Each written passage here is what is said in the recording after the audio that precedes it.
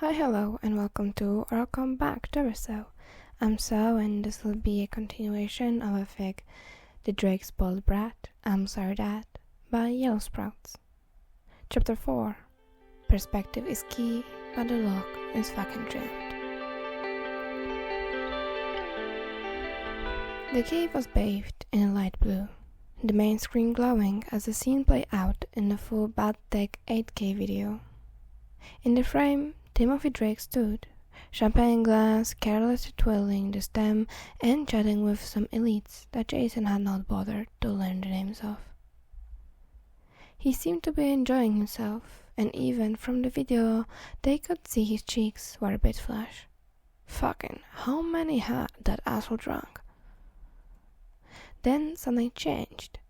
He began glancing over to the side once, twice, again, until he stopped bothering to hide his staring at something off screen. Timothy abruptly excused himself from the group, and in one motion he threw his glass back like a shot of water.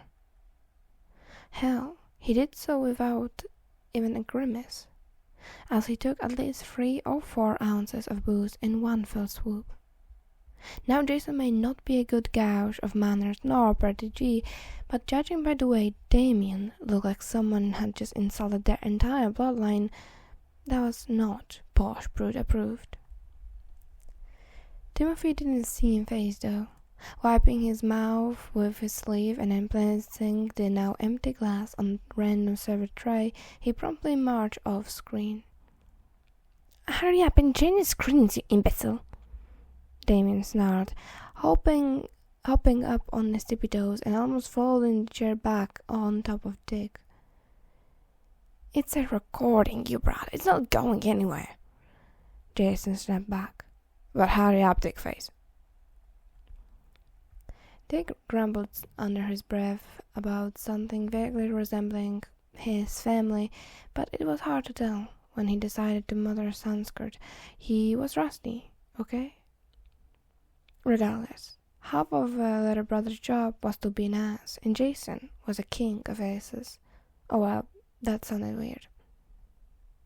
Thankfully, his brother wasn't completely useless, and despite being practically crushed by both Jason and Damien, he made quick work of finding and pulling up the next reel of footage. The scene switched to show the main foyer where the champagne tower was. Or well, it wasn't just one tower. It was like 3 different pyramids close together, with the middle one being giant. It was just a shit ton of champagne structures. Timothy came into view, stumbling slightly as he marched with a purpose, finding what he had been so fixated on before, the champagne towers. Oh, a fucking disaster in making, really. Jason watched as Drake approached one of the towers, where servers had been carefully taking off glasses, one by one, and proceeded to approach an area right next to the large tower. Now, he may be built like a brick wall, but Timothy Drake was a tiny-ass kid. Hell, if he didn't know any better, he would say the kid was Damien's age, except for the height difference and the lack of baby cheeks. "Oh my god, he isn't," Dick said, horror creeping into his voice. "He is." The man sounded equally horrified, though slightly intrigued as they watched the scene unfold on screen. "Well, good to know the death drop was one of his own making," Jason chimed, recalling Timothy's eerie comment on Dick whenever he was trying to help the kid up. To his growing amusement, for both the disaster yet to come and his brother's torturous expressions, he watched as Timothy began reaching up, well above his head towards the towers. The guy even shifted onto his tippy toes to reach far higher than even Jason could manage with no effort. His watch shined against the stage light that beamed down as his fingers wrapped around the shallow stem of a champagne glass, and he pulled. Not surprisingly, he pulled just a bit too hard, On the wrong weight being glass, all 3 towers crumbled, sending glass shards and pillow gallons of now ruined booze across the foyer.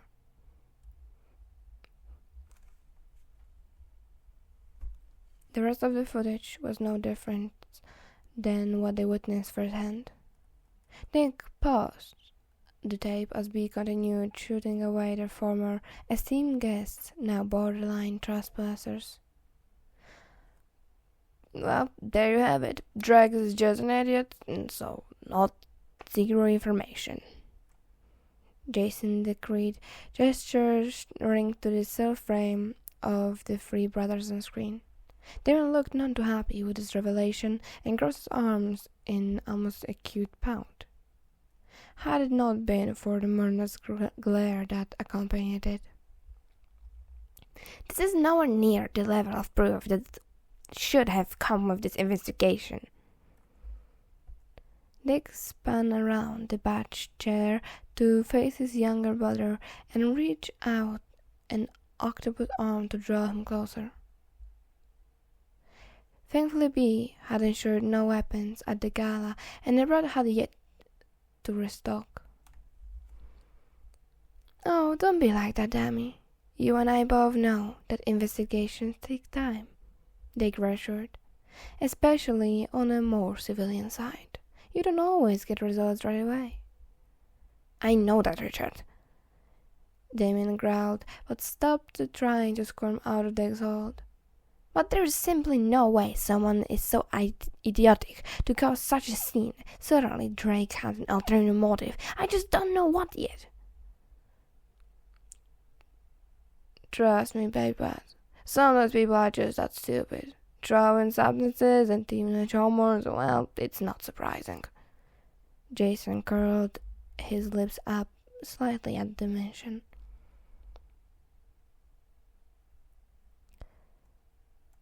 Substances? You believe Drake truly had ties to the drug trade? Damon seemed to latch onto his new lead with fever, eyes sparkling slightly, but his movements were slightly sluggish. I wouldn't go that far, but a rich kid with lots of funds and connection in Gotham of all places, who bountifully gets wasted while underage. Though Jason did have a little respect for the Officer Grayson comment, but that was very, very little. $20 says he's at least on coke. We're not making bets on that, Dick snapped, pulling Damon closer, as if Jason had offered him the coke. In that moment, Jason was forced to recall the fact that his brother was a cop. Sure, after a few too many close calls, violent murder attempts, he came to his senses and transferred to the Bloodhaven Fire Department, but still. I am well aware of cocaine, Richard. I'm not a baby, Damon huffed. No, you're well aware because you are cursed with BDNA. Hey, father's blood is far from a curse. I mean, you make the bad brow work, Jason teased, wiggling his own brows and quickly dodging out of the way of a flash of metal. He turned and saw a miniature batarang now embedded in a filing cabinet nearby. Well, seems B's lecture only went so far on keeping the baby but unarmed. Then again, was he really surprised? Speaking of you not being a baby and not quite an adult, it's time we actually did call it night. Dick started, and oh boy, Jason could see Damon's bad brows furrow into a scratching glare. I do not need rest, I need answers, which you are denying me. Dick rolled his eyes as Damon began trying to break free of his hold once more. But thankfully for him and the filing cabinet, the brat didn't seem to have any interest in revealing any more hidden weapons. Jason seriously doubted that was the only one. I am not denying you anything, Dami. Shan Hojao. We're still going to look into it, I promise, Dick said with a lopsided smile as he continued to maneuver Dami in his arms. But this is very clearly just a stupid drunk accident, and besides, answers don't really mean anything if you're too tired to follow up on the lead. Damon's scowl only worsened at the reminder of his childish needs, but a lack of visceral reaction from being dragged into a hug was enough evidence he was sleepy.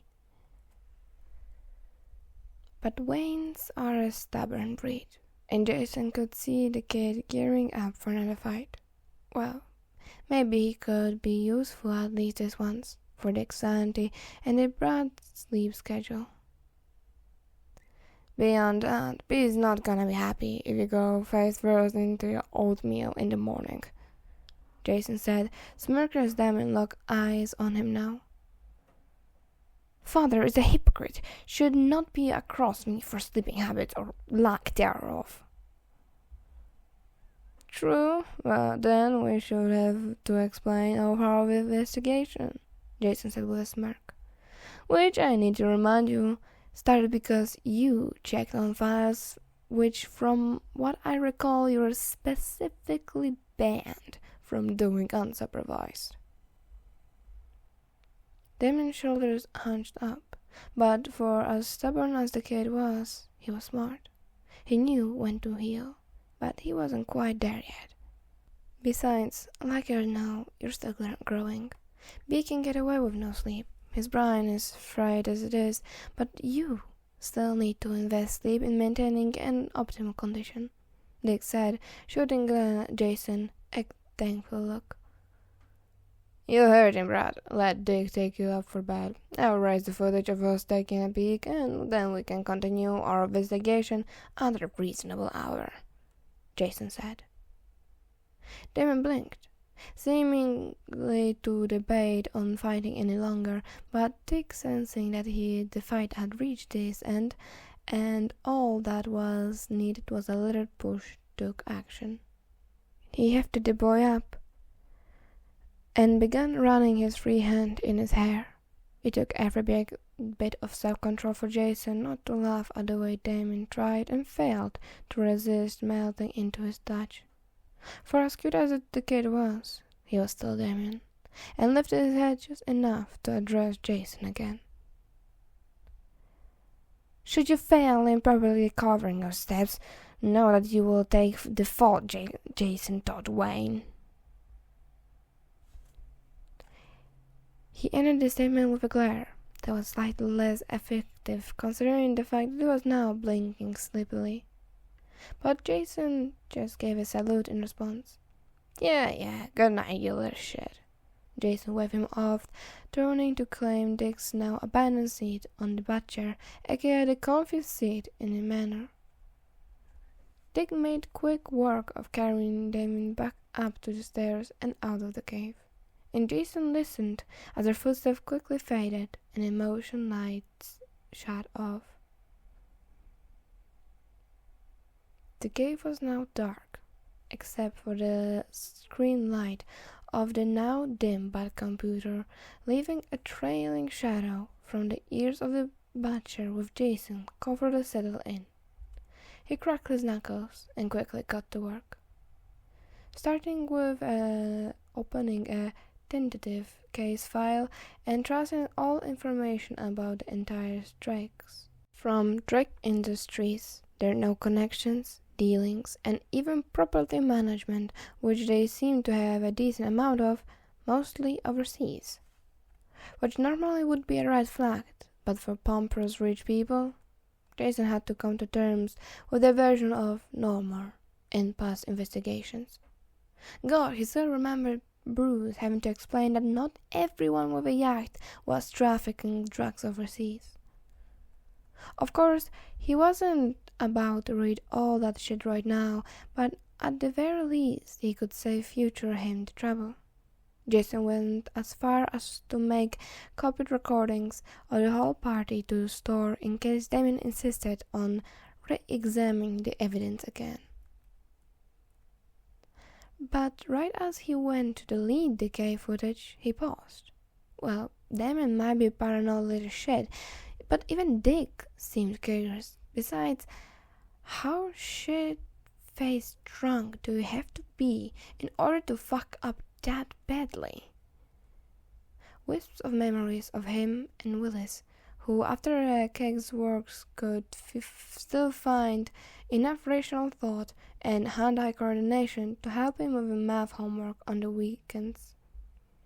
And that was Willis. But perfect socialite, I skipped 2 grades because I'm just that special motherfucker Drakey boy. It smells like horse shit. Fucking hell, Jason muttered as he pulled out the footage and began playing it through yet again. Then again, and again, and again.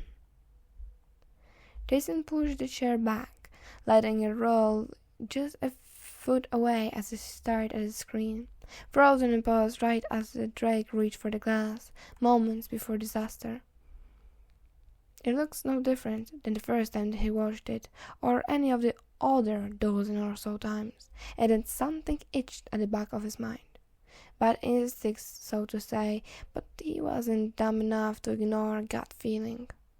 So he kept looking, until there it was. Jason winced as his ribs smacked against the edge of the desk from shooting forward so fast.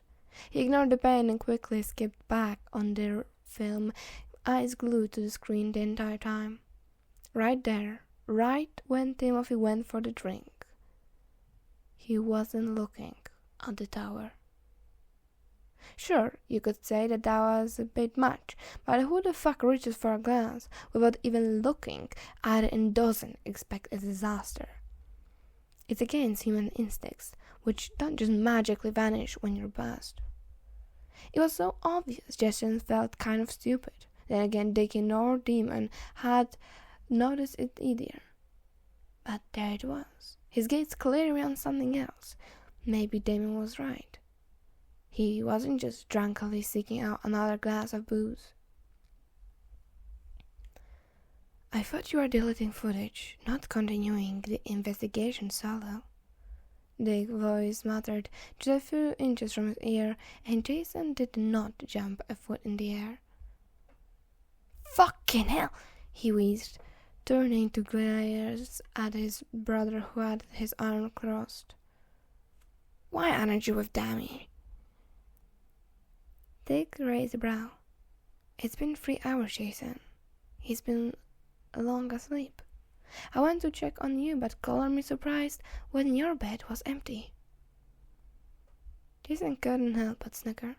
Bed empty, no, but hey, the car's still there. Fuck Rowling, but Jay was still a sucker for a good Harry Potter reference, even to Dick's dismay.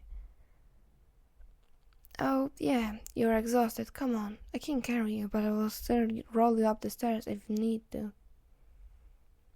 But instead of taking his threat seriously, Jason beckoned his brother forward and motioned to the screen. Just wait, I think I found something. Dick had his hands on his hips, but seemed to accept Jason wouldn't go without a fight. Or at the very least, his own curiosity won out. They played the footage, and Dick leaned in, eyes shimmering with interest. Huh, indeed, my dear brother, Jason said, spinning the chair slightly for dramatic flair, of course. Dick placed his right hand on a computer and quickly began typing. Jason let him work in silence, knowing it was better to let his plan unfold. Nightwing may be a happy-go-lucky guy, but he was second to Batman for a reason. Several of the displays flickered to life, each aligned with different perspective of footage at the same time. Oh, nice. How come I didn't think of that? Because you never think. Okay, rude. Jason clipped back, but refocused on the screen. They watched again, and with all the angles aligned, it wasn't as hard to figure out what Drake was really looking at. Miss Amelia Watson, her parents were new money after her dad's tech firm took off, but they had been in Gotham their whole lives and seemed to fit right into the upper crust. That being said, everyone had a reputation. But the Westons were only that of goodwill, a family that gave back to the community that helped them flourish. Amelia was a student at Gotham University, and Jason had even run into her once while dropping off papers to his English professor. She was a sweet girl, but she lacked the bite of a true ruthless socialite, which explained why she maintained a polite smile even while obviously uncomfortable, as Mr. Reeves, a man whose age rivals Ross but that showed it, was getting closer and closer as they talked. Jason was growing more furious as he watched the girl repeatedly try drifting away from the conversation or politely dismiss the man. But he was insistent, and she continued to look around for any kind of aid. Yet the room ignored her. Except for Timothy Drake, it seemed. You could see the moment Timothy seemed to clock his tension, noting nothing more than a small eyebrow twitch before he glanced away. But then he kept looking, again and again. It came to a boiling point that Mr. Reeves had managed to corral Amelia over towards the champagne towers. He plucked a glass from the tower and offered it to the girl, who seemed to be politely turning him down. She was underage, but then again, there are plenty of kids who accept a glass or two at a gala. Bruce made his kids the exception, not the rule. Again, no one seemed to notice or care. Then came Timothy Drake, marching over with a purpose, but instead of seeking another high, his gaze was locked onto the duo. His fingers wrapped around the stem of glass, watch shining in the light, and he pulled. Except this time, Jason didn't watch Tim get showered in glass and alcohol. He watched as the tower came crashing down, but gave the perfect opportunity for Amelia to book it away. She took only one glance as Dick helped him to his feet, and then left the manor altogether with just her clutch in hand. Mr. Reeves stayed looking like a deer in headlights until Bruce kicked everyone out, and for a second Jason could see the mocking smirk of Tim's face as he glanced back at the old man. Net one information: Timothy Drake isn't just a self-obsessed douche, Dick remarked, pausing the video again. Yeah, no, take it from someone who knows better, Jason huffed, crossing his arms. Those things are mutually exclusive to doing one decent thing that frankly anyone with a sliver of conscience would do. Dick just hummed, though he did seem to take Jason's words. Hell, even the worst of the worst in Arkham every other week could be decent people when they wanted to. They just rarely wanted to.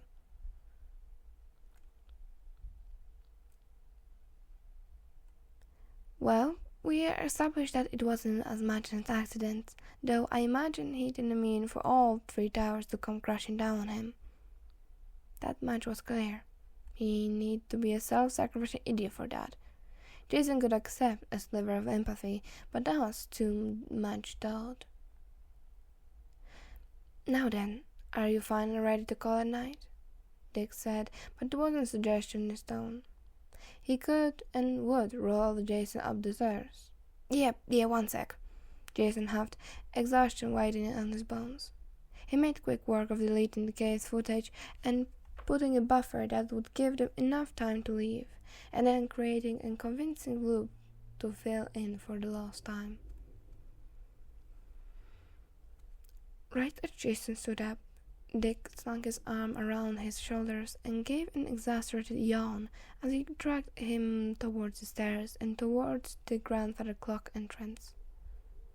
Jason took one last look at now powered-down Batcomputer.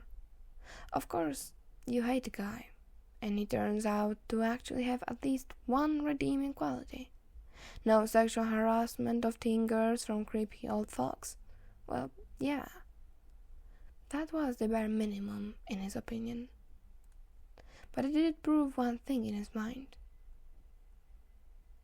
Timothy Drake may not be the Antichrist himself, but he was far from a hero.